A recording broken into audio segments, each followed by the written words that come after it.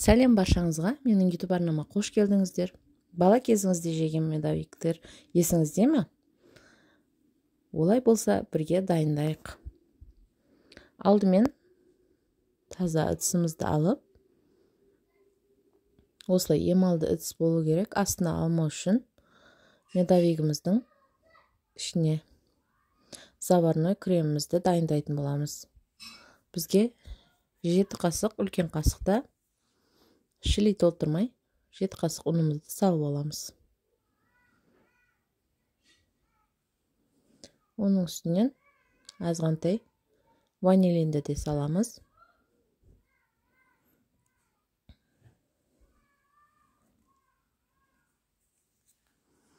Енді өлшеп алған құмшекерімізді алып, үшеуін жақсылап араластырып аламыз. Жақсылап араластырып болған соң, оның үстіне сүтімізді құямыз. Сүтті құйғаннан кейін отқа қоймай тұрып, жақсылап араластырып алуымыз керек. Әйтпесе, оның құмақтары қалып қойса, креміміз жақсы шықпай қалады.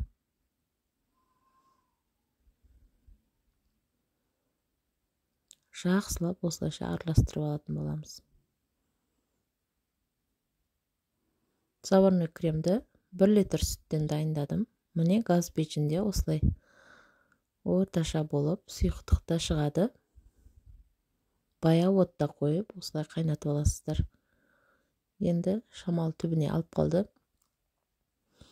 Шамал қойылғаннан кейін сары майымызды салып, ыстық күйінде араластырып қоямыз. Бір келгі болып өзі араласып шығады. Енді арнайы табамызды газ пешіне қойып, өлшеп алған балымызды құятын боламыз.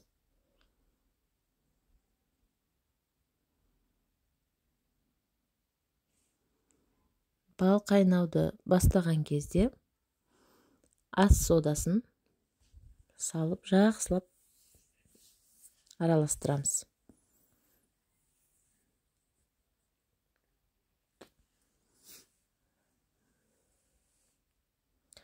Осылайша жақсылап араластырып тұрамыз.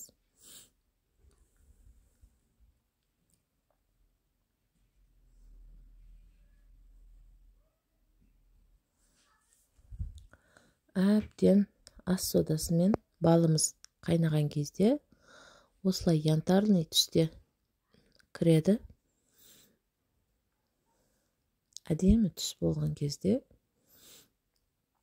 сары майымызды салатын боламыз.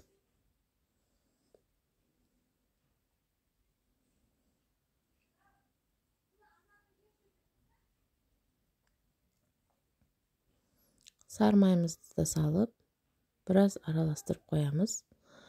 Енді газ печкасын өшіріп, шамал суытуымыз керек балды. Енді одан кейін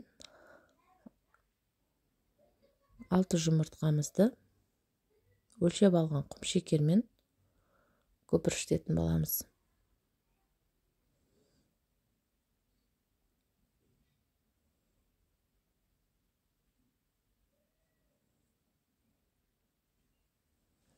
Аппақ болып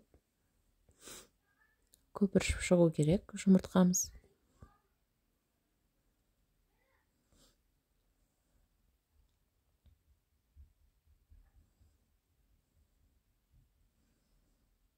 Осылайша көпіршігеннен кейін шамал суылған балымызды құйып, тағы да араластыратын боламыз.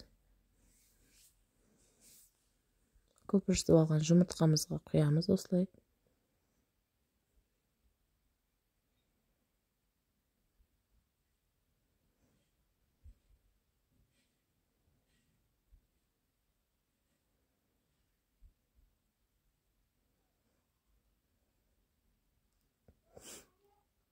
Енді өлшеп алған ұнымызды да салып, ұнымыздың бетіне өлшенген разрыхтелімізді салып аламыз. Барлық нәрсені граммен, өлшеммен астында описание бөліміне жазып қалдыратын боламын. Сол жерден қарап аз көп мөлшерде жасай берсеңіздер болады. Меніңдегі бұл медовик үлкен печканың үлкен листінде шықты. Осылай құю масса болып шығады бізде. Енді барлығын бірдей болып шығу үшін бисквитімізді, корждардың барлығы бірдей болып шығу үшін осылай бірдей 4 кесеге бөліп шығамыз. Барлығын бірдей етіп 4 кесеге бөліп алатын боламыз. Әр қайсысын кезекпе-кезек пісіріп тұрамыз. Осылайша жайып салып листімізге. Енді міне корждарымызды да жинап алдық.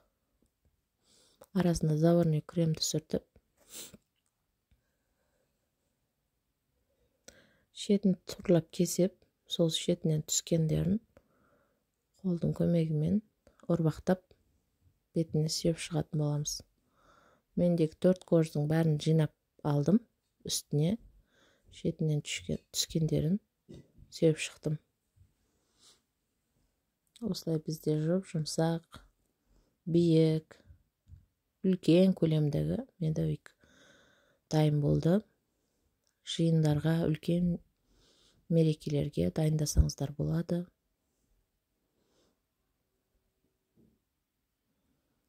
Артық заттарды қажет етпейді, үйдегі бар заттардан дайын болады. Міндетті түрде жасап көріңіздер. Осылай жұмсақ медовигіміздің дәмін татып көрулеріңізді сұраймын.